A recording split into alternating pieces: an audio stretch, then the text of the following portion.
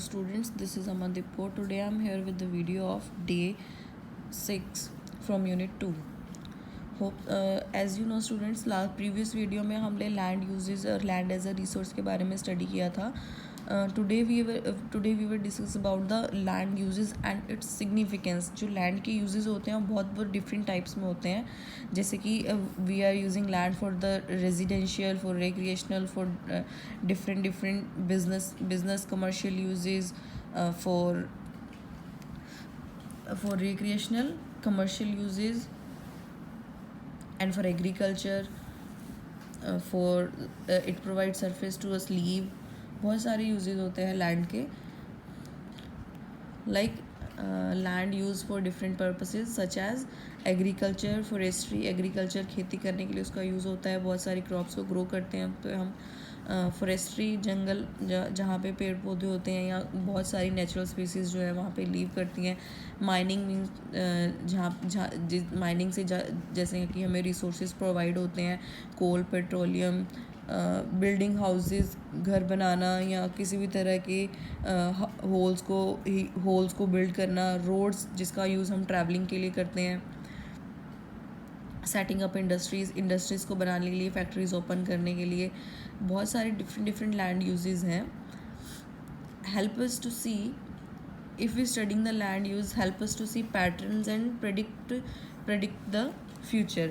The prediction can help us to prevent any negative effects. Example of study of land use. अगर हम जैसे कि हमने land study किया लैंड के यूज़ को, तो हमने क्या ऑब्जर्व किया? We observe that more and more forest land is being clearing for agriculture. कि जब हमने इसके बारे में स्टडी किया लैंड यूज़ के बारे में, तो हमने ये ऑब्जर्व किया कि बहुत सारे जो फॉरेस्ट हैं उनको क्लियर किया जा रहा है. किस लिए क्लियर किया जा रहा है? For the agriculture use. वहाँ पे क्रॉप्स को ग्रो करने के लिए, एग्रीकल्चर खेती करने के लिए. और सेकेंड वन उसका यूज़ कहाँ पे क्यों हो रहा है? This means that there is a need for more food.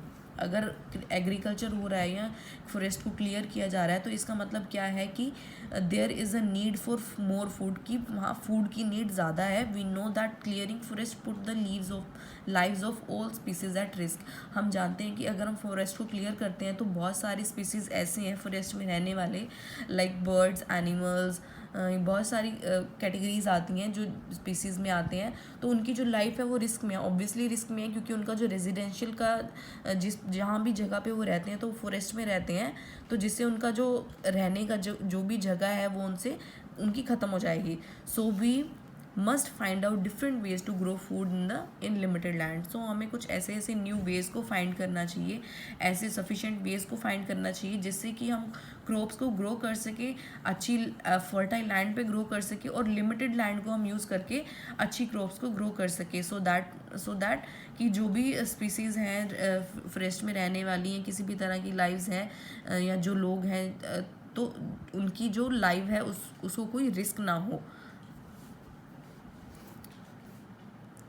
Land uses changes our life. अब जैसे कि हमने लैंड का यूज़ करना शुरू किया, तो आगे आने वाले टाइम में तो हम किस तरह से डिफरेंट टाइप से हम लैंड का यूज़ कैसे कर रहे हैं.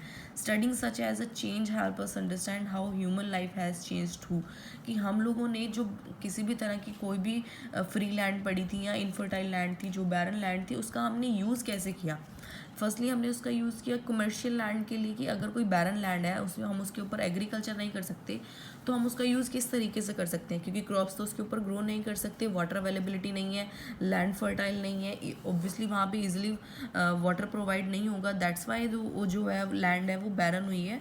तो हम उसका यूज़ किस तरीके से कर सकते हैं? कमर्शियल के लिए कर सकते हैं. वहाँ पे इंडस्ट्रीज़ को बिल्डअप कर सकते हैं हम. बहुत अदर यूजेस भी कर सकते हैं हम. एग्रीकल्चर के लिए उसका यूज़ नहीं हो सकता. रेजिडेंशियल के लिए हम उसका यूज़ कर सकते हैं, बिकॉज अगर हमें वहाँ पे क्रॉप्स ग्रो नहीं करनी तो वहाँ पे हम रेजिडेंशली रह सकते हैं. रिक्रिएशनल यूज़ हो जाता है. ट्रांसपोर्ट के लिए हम उसका यूज़ कर सकते हैं. ट्रैवल करने के लिए हमें रोड्स, डिफरेंट टाइप्स के रोड्स को बनाया जाता है. माइनिंग, खुदवाई कर सकते हैं वहाँ पे नेचुरल रिसोर्सेज को फाइंड करने के लिए. कमर्शियल यूज़ में आपको क्लियर कर चुकी हूँ पहले ही. Land use depend on characteristics. अब जो लैंड यूज़ है वो भी उसके ऊपर डिपेंड करता है कि किस लैंड को हम किस तरीके से यूज़ कर सकते हैं। जैसे जो इनफर्टाइल लैंड है जिसके ऊपर हम क्रॉप ग्रो एग्रीकल्चर नहीं कर सकते, तो उसका हम यूज़ कहाँ पे कर सकते हैं, रेजिडेंशली लैंड अपने हाउस को बिल्डअप करने के लिए या किसी भी तरह के कोई हॉल्स को बनाने के लिए हम उसका यूज़ कर सकते हैं उस लैंड का। रिक्रिएशनल लैंड हम उसको ऐसे यूज़ कर सकते हैं पार्क्स बनाने के लिए, जिम बनाने के लिए, म्यूजियम बनाने के लिए, हम बहुत तरीके से जहाँ पे हम एंटरटेनमेंट कर सकें, एंजॉयमेंट कर सकें, उस तरीके के लिए हम उसका लैंड का यूज़ कर सकते हैं। अभी ओवर पॉपुलेशन कैसे हो रहा है, high demand for land for homes, agriculture and resulting in deforestation. High demand for land for homes, जैसे जैसे ओवर पॉपुलेशन का क्या सबसे बड़ा कारण क्या हुआ कि जैसे जैसे पॉपुलेशन बढ़ती गई वैसे वैसे जो पॉपुलेशन है उनकी डिमांड बढ़ती गई लैंड के लिए, क्योंकि वहाँ पे उनको होम्स बनाने थे।